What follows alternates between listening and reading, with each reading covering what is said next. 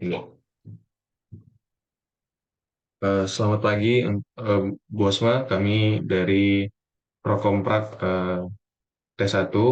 Perkenalkan, nama saya Datan Dermanda Saragi dengan NIM 066 bersama dengan Muhammad Reva dengan NIM 006.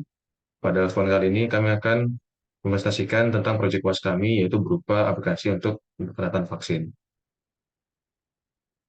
Nah, aplikasi pendataan vaksin ini merupakan aplikasi yang berguna untuk mengumpulkan data yang berisi nama, email, dan vaksin terakhir dari user khusus warga Surabaya. Data dari user yang telah diinput dapat dilihat di bagian view data di dalam aplikasi pendataan vaksin. Nah, selain untuk mengumpulkan data dari user, kita juga mempunyai data untuk info vaksin terdekat. Jadi user juga dapat mengakses menu info vaksin terdekat yang berisi lokasi untuk melakukan vaksinasi. Berikut adalah UML-nya, jadi user akan melakukan input pada nama, email, dan vaksin terakhir.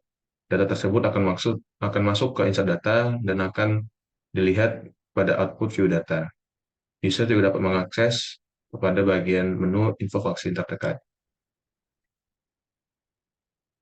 Eh, Selanjutnya, kami akan menjelaskan tentang mekanisme dari pembuatan coding dan juga hasil running test dari aplikasi yang telah kami buat.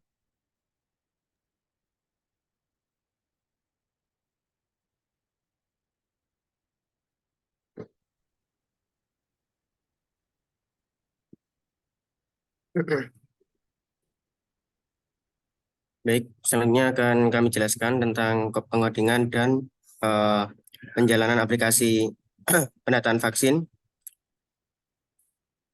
Baik, untuk Oke, jadi coding kami menggunakan. Iya, iya. eh, untuk codingnya di bawah ini kami akan melakukan penjelasan singkat yang mengenai fungsi masing-masing elemen yang kami pakai dalam pengembangan aplikasi Android. Eh, yang pertama, kita punya recycler view.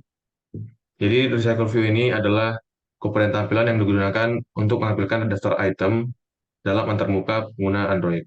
Nah, ini merupakan alternatif yang lebih canggih dan fleksibel dibandingkan dengan list view.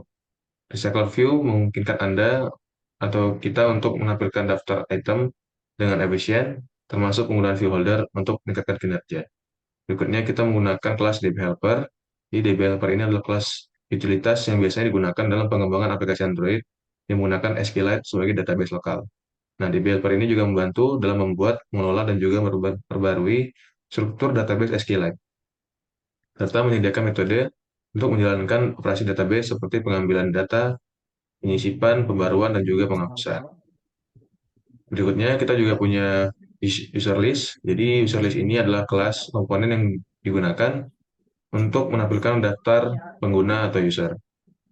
Ini user list-nya juga bisa berupa daftar item yang ditampilkan menggunakan recycled view atau komponen tampilan lainnya. User list ini juga bertanggung jawab untuk mengambil data dari database atau sumber data lainnya serta mengatur tampilan daftar pengguna. Berikutnya, kita menggunakan kelas user entry. Jadi user entry adalah kelas atau komponen yang digunakan untuk mengumpulkan input dari pengguna terkait informasi pengguna baru yang akan ditambahkan ke database. Biasanya, ini berisi formulir atau tampilan input lainnya, di mana pengguna dapat memasukkan data seperti nama, email, dan vaksin terakhir, serta user entry juga bertanggung jawab untuk mengambil input pengguna dan masukkan ke dalam database melalui DB helper, yang tadi bisa dapat kita lihat di bagian view data. Berikutnya akan dijelaskan oleh teman saya.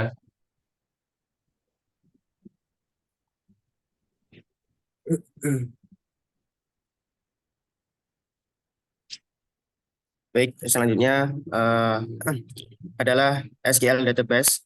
SQLite adalah basis data rasional yang terintegrasi secara lokal dalam Android. Ini adalah komponen yang bertanggung jawab untuk menyimpan, mengelola, dan mengakses data dalam aplikasi Android.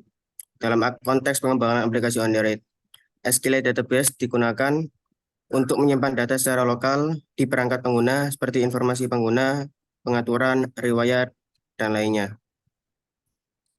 Seperti yang tadi, baik. Selanjutnya, dengan kombinasi dari semua elemen ini, kita dapat membuat aplikasi Android yang dapat menampilkan daftar item, misalnya daftar pengguna, memasukkan data baru ke dalam database atau insert data, dan menghubungkan data ke tampilan dan melakukan operasi database lainnya seperti pembaruan dan penghapusan. Baik, untuk selanjutnya akan kami jelaskan tentang pengoperasian aplikasi ini.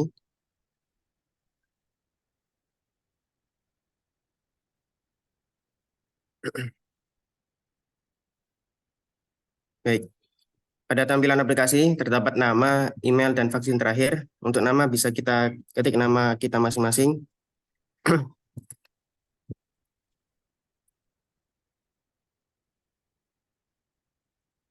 Untuk email juga bisa diinputkan. Vaksin terakhir, misal kita tulis booster. Lalu kita masukkan ke insert data, di mana untuk menginput dan menyimpan data tersebut. Baik, di view data kita bisa mengecek email kita, yaitu nama, email, dan vaksin terakhir kita sudah terinput dan terdata, sehingga dari hasil dari output ini adalah kita dapat mengetahui kalau data kita sudah terinput ke pendataan vaksin warga Surabaya. Selain itu, kami juga memiliki fitur info vaksin terdekat, yaitu di mana kita menampilkan alamat, jam kerja, telepon, dan juga jam prakteknya untuk memudahkan para pengguna aplikasi untuk bergerak ke lokasi terdekat yang memungkinkan. Sini ada Mulyorejo, di sini juga ada eh, Jalan Kalijudan, Puskesmas Kalijudan. Selain itu, terdapat juga alamat lengkap seperti Rumah Sakit Surabaya, Wisata Utama, dan sebagainya. Baik, Oke, jadi demikian yang bisa kami sampaikan untuk presentasi dari pendataan vaksin yang telah kami lakukan. Semoga proyek ini dapat berkembang lebih jauh lagi. Terima kasih setelah mendengar dan mohon maaf bila ada kesalahan kalimat dan juga kata. Terima kasih.